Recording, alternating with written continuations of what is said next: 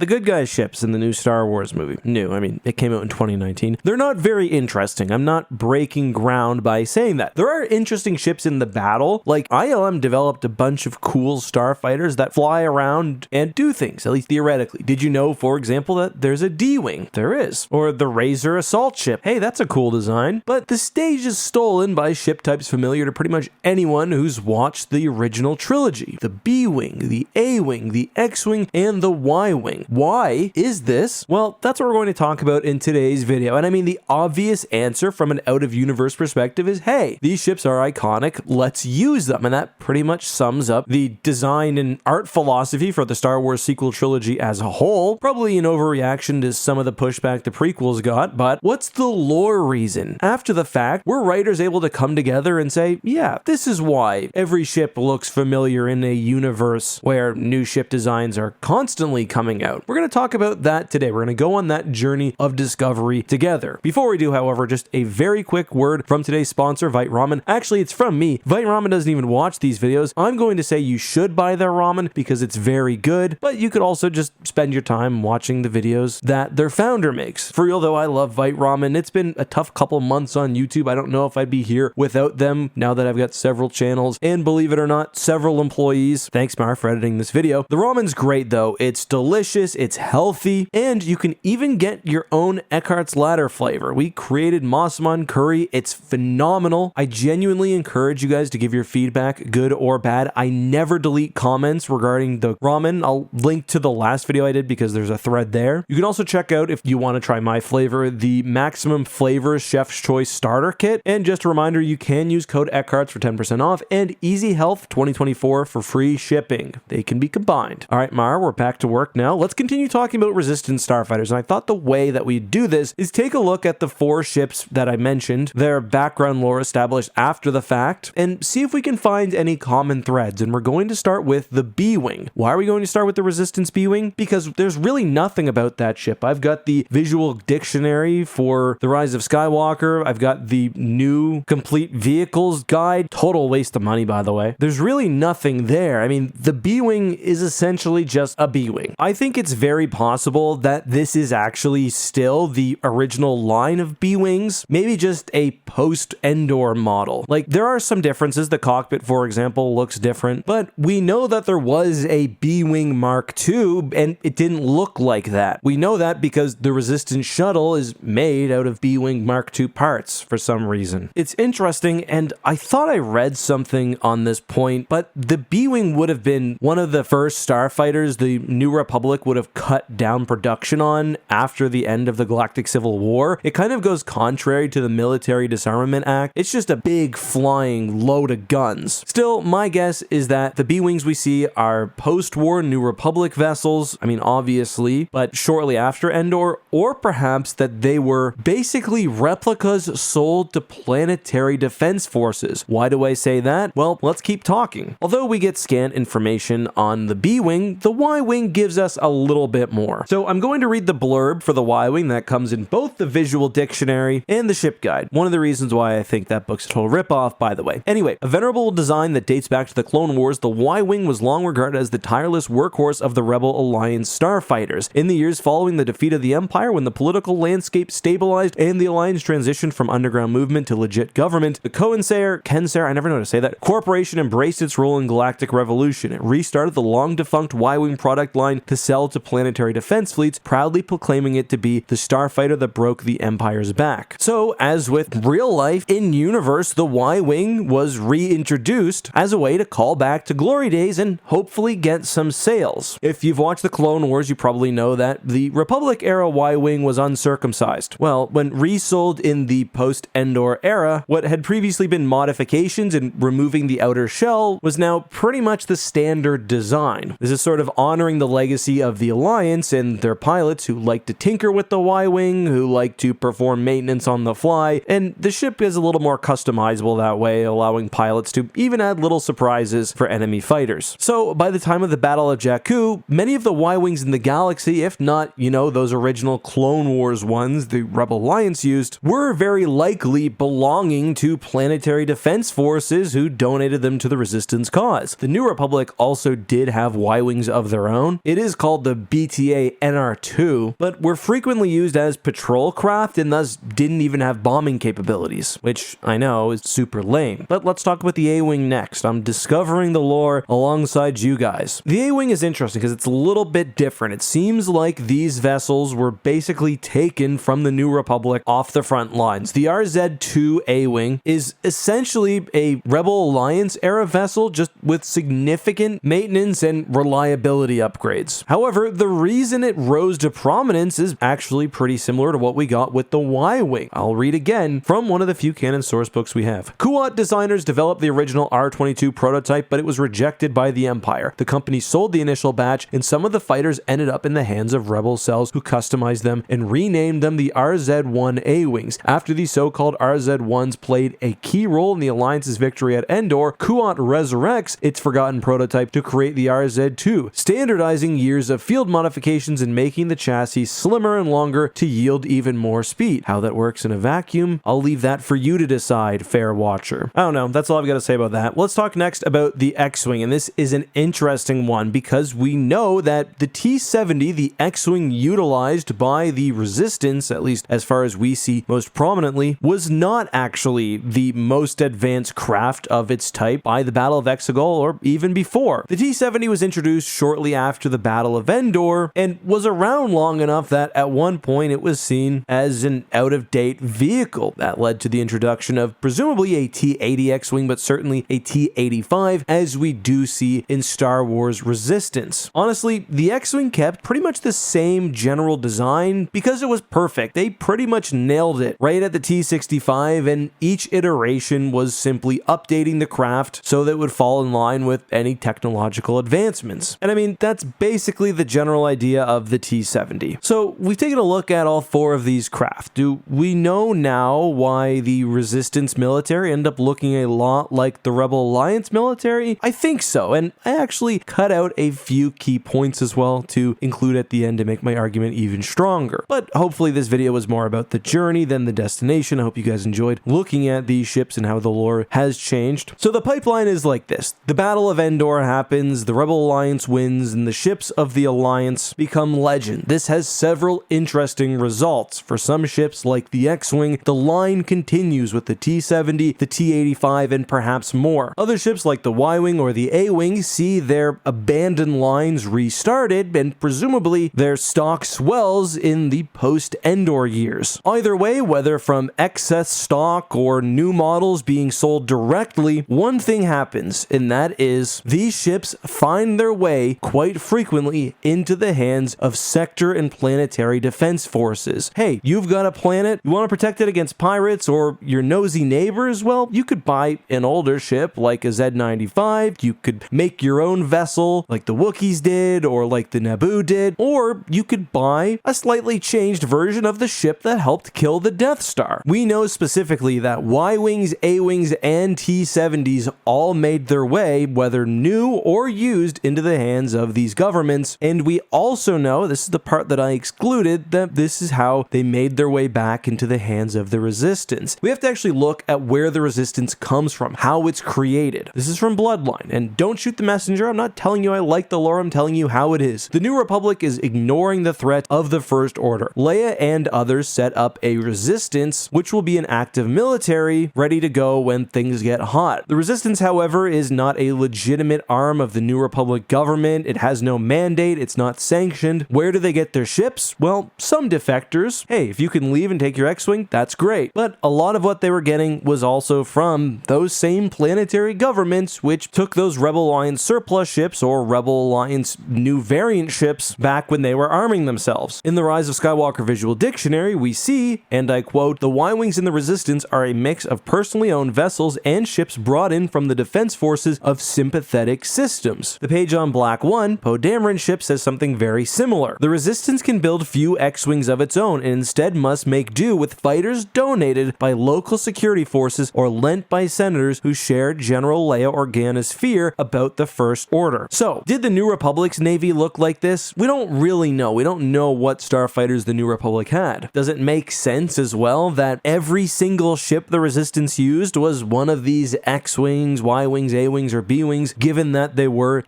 donated by systems? No. If there were a lot of them and other vessels, I think that would have been cool. The movie and the lore are certainly at a contradiction. I think the movie wants you to think that these are resistance ships. They're making them just like that's what you probably would have thought when you watch the original Star Wars movies and see a bunch of X-Wings and Y-Wings. But hey, that's the lore. That's the explanation. I hope you enjoyed this video. I try to take it a bit of a different approach. Rather than just giving you the answers, I thought it'd be more fun to take you guys along on the journey to get an even deeper understanding. Let me know what you thought about this type of video down below, and let me know if there's anything you'd like to see next. Just a reminder, guys, Vite Ramen, they're helping me pay the bills. Couldn't do it without them, but that's all I've got. May the Force be with you. I'll see you soon.